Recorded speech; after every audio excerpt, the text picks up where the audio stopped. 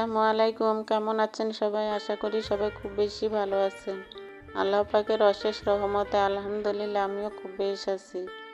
বরাবরের মতো আরেকটি নতুন ভিডিও নিয়ে চলে আসলাম।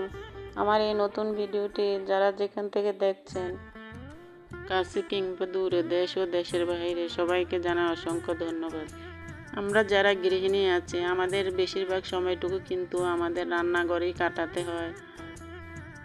তাই প্রতিদিনের মতো আজকেও আমি রান্না করতে চলে আসলাম। আজকে রান্না করব একটু চালতার টক। চালতার টক রান্না করতে কিন্তু 2 পিস আলু দিয়ে দিয়েছি। তো আলুগুলো সিদ্ধ হওয়ার সময় কিন্তু একটু লবণ আর কিছুটা হলুদের গুঁড়া দিয়ে দিয়েছিলাম। তো হলুদের গুঁড়া দেওয়ার পর আমি কিন্তু একটু পানি দিয়ে তারপরে ঢাকনা দিয়ে ঢেকে দিয়ে দিয়েছিলাম। আলুগুলো সিদ্ধ হওয়ার পর আমি একটু ডাল ঘুটনি দিয়ে ঘুটে দিয়েছি। ডাল ঘুটনিটা ঘোটার পর কিন্তু আমি পানি দিয়ে দিয়েছি। আমরা যখন ডাল রান্না করতে যেরকম পানি দিই এই টকটাতে কিন্তু ওই রকম পানি দিতে হয়। এখন একটু আমি কর্নফ্লাওয়ার দিয়ে দিলাম। কর্নফ্লাওয়ার দেওয়ার কারণ হচ্ছে কর্নফ্লাওয়ারটা দিলে ঝোলটা একটু গাঢ় হয়। এখানে কিছুটা কাঁচামরিচ দিয়ে দিয়েছি। তবে এই ঝোলটাতে কিন্তু একটু চিংড়ি মাছ দিলে অনেক বেশি স্বাদ লাগে। তবে আজকে আমি চিংড়ি মাছ দিব না, কারণ আমাদের অ্যালার্জির সমস্যা আছে, সেজন্য আমি আর চিংড়ি মাছ দিনে এইভাবে রান্না করেছি। তো এখানে একটু পেঁয়াজ রসুন আমি কেটে নিয়েছিলাম। পেঁয়াজ রসুন ভালো করে তেলের ভিতরে ভেজে তারপরে কিন্তু আমি বাগার দিয়ে দিয়েছি। ঠিক আমরা ডাল যেভাবে রান্না করি ওইভাবেই রান্না করে নিতে হয়। তবে আমাদের অঞ্চলে কিন্তু এই খাবারটা অনেক প্রিয় খাবার।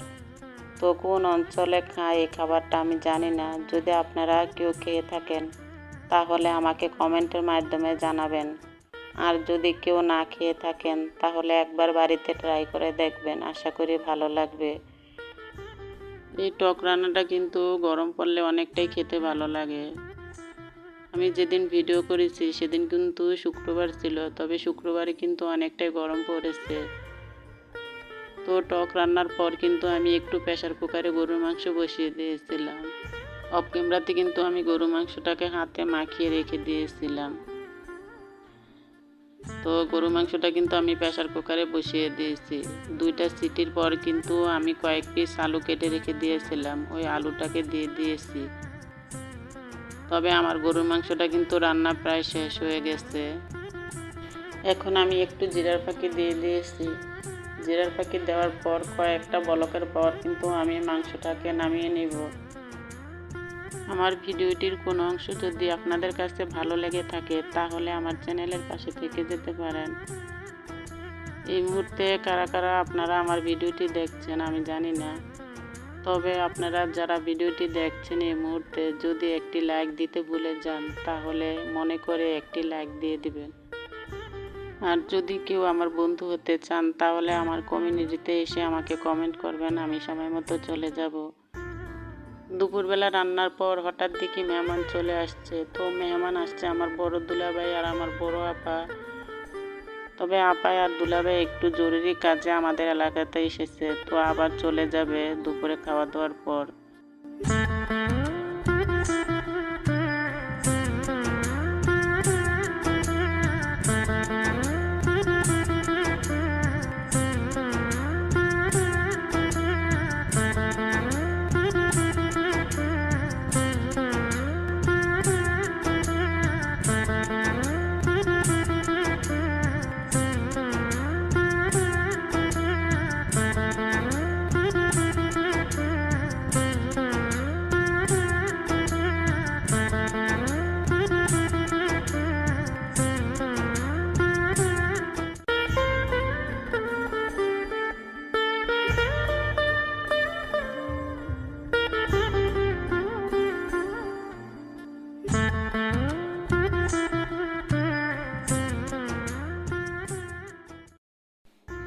এটা হচ্ছে পরের দিন সকালবেলার ভিডিও।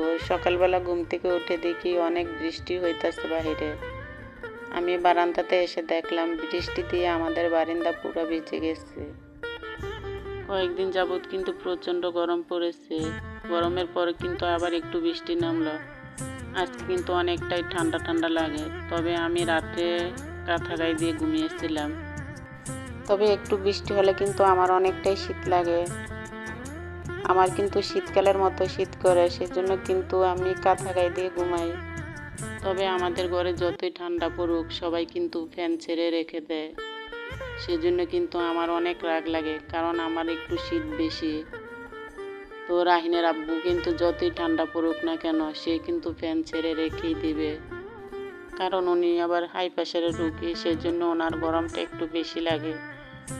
তবে সকালবেলা ঘুম থেকে উঠে আজকে কিন্তু একটু বাড়িতে নাস্তা বানালাম।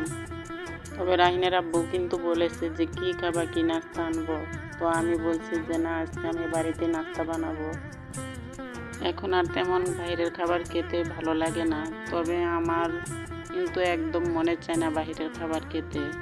আমার ছেলেরা কিন্তু অনেকটাই পছন্দ করে বাইরের খাবার, সেই জন্য কিন্তু ওর আব্বু প্রতিদিনই নাস্তা বাইরে থেকে নিয়ে আসে। তবে গতকালকে সকালবেলাও কিন্তু বাইরের থেকে পারোটা ডাল ভাজি নিয়ে আসছিল, আজকেও নিয়ে আসতে চাইছে, তবে আমি না করে দিয়েছি, কারণ আমি বলেছি আমি বাড়িতে বানাবো। তো আমি রুটি বেলতে গেলে একটু হাতে ব্যথা পাই, সেজন্য আমি একটু সুজি দিয়ে চাপটি বানিয়ে নিয়েছিলাম। তো রাহিনের টেবিলটাকে আমি এখন গুছিয়ে নিলাম, কারণ ওর পড়ার টেবিলটা অনেকটাই অগোছালো হয়ে আসছিল। তবে আমাদের মেহমান কিন্তু গতকাল দুপুরবেলায় খাওয়া দাওয়ার পরই চলে গেছে। তো আমাদের এখান থেকে চলে গেছে ঠিকই, তো আমার বড় আপার দেবরের বাড়িতে ছিল, তো ওখান থেকে আবার রাত্রে ওরা বাড়িতে চলে গেছে। তো আমি ফোন করেছিলাম আসার জন্য, তবে তো ওরা আর আসে নাই। তো আমাদের রাহিনের আব্বু এসে অনেক রাগারাগি করছে আমার সাথে, আপাহারা আসলো চলে গেল কেন। তো ফোন দিয়েছিল অনেকবার, তো ওরা আর আসবে না। আমি এদিকে টেবিল গুছাচ্ছি, আর আমার ছেলেটা কি খাবার নিয়ে এসে তারপর আবার টেবিলের উপরে রেখে দিয়েছে। তবে দুপুরবেলা মেহমান চলে যাবার পর কিন্তু একটু আমি বাইরে গিয়েছিলাম। তো বাইরের থেকে আসার পর কিন্তু আর কোনো কাজ করি নাই। বাইরের থেকে আসতে আসতে কিন্তু অনেক রাত হয়ে গেছে, সেই জন্য আর আমি কোনো কিছু গুছাতে পারি নাই। তো সকালবেলায় নাস্তা খেয়ে কিন্তু আমি এই টেবিলগুলোকে পরিষ্কার করে নিতেছি আগে। এভাবেই কিন্তু প্রতিদিন আমি নাস্তা খাওয়ার পরে সব কিছু পরিষ্কার করে গুছিয়ে তারপরে আমি রান্না করতে যাই। তো ঘর টর এলোমেলো থাকলে কিন্তু আমার তেমন ভালো লাগে না, ঘর টর পরিষ্কার রাখলে মনটার ভিতরে কিন্তু অনেকটাই শান্তি লাগে। আজকে সকালবেলা ঘুম থেকে উঠে কিন্তু রাহিনকে মাদ্রাসায় নিয়ে যায়নি, কারণ আজকে ওর পরীক্ষা ছিল না, সেই জন্য ভাবছি কাজগুলো আগে সেরে নেই। তো তাড়াতাড়ি কাজগুলো সেরে নিলে কিন্তু রান্নাটা তাড়াতাড়ি হয়ে যায়। তাড়াতাড়ি রান্না হয়ে গেলে কিন্তু দুপুরবেলা গোসল করে তারপরে কিন্তু নামাজ পড়ে আবার একটু বিকালের দিকে ঘুমানো যায়। তো বিকালের দিকে আবার একটু না ঘুমালে তেমন ভালো লাগে না, কারণ সারাদিন কাজকর্ম করার পর কিন্তু একটু বিকালের দিকে ঘুমাতে হয়। আমরা মানুষ কি অদ্ভুত, তাই না? হাঁটতে গেলে হোঁচট খেলে পাথরকে দোষ দেই, আর জলে ডুবে গেলে জলকে দোষ দেই, অথচ নিজের কর্মের দোষ কখনোই দেই না। এই দুনিয়াতে কেউ কারো নাই, কারণ কেউ কিন্তু স্বার্থ ছাড়া কাউকে ভালোবাসে না বা পছন্দ করে না। যেখানে স্বার্থ আছে সেখানে কিন্তু দুর্গন্ধযুক্ত কাপড় চোপড় থেকেও সুগন্ধি বের হয়, আর যেখানে স্বার্থ নেই সেখানে কিন্তু সুগন্ধিযুক্ত কাপড় চোপড় থেকেও দুর্গন্ধ বের হয়। এই হচ্ছে দুনিয়ার নিয়ম, এই হচ্ছে আজব দুনিয়া। আজকের মতো এখানে বিদায় নিতে হবে। তো আপনারা যারা আমাকে আপনাদের মূল্যবান সময়টুকু দিয়েছেন, তো সবাইকে জানাই অসংখ্য ধন্যবাদ। তো আপনারা অনেক বেশি ভালো থাকবেন, অনেক বেশি সুস্থ থাকবেন, অনেক বেশি নিরাপদে থাকবেন। পরবর্তী সময় আরেকটি ভিডিও নিয়ে চলে আসবো। আল্লাহ হাফেজ।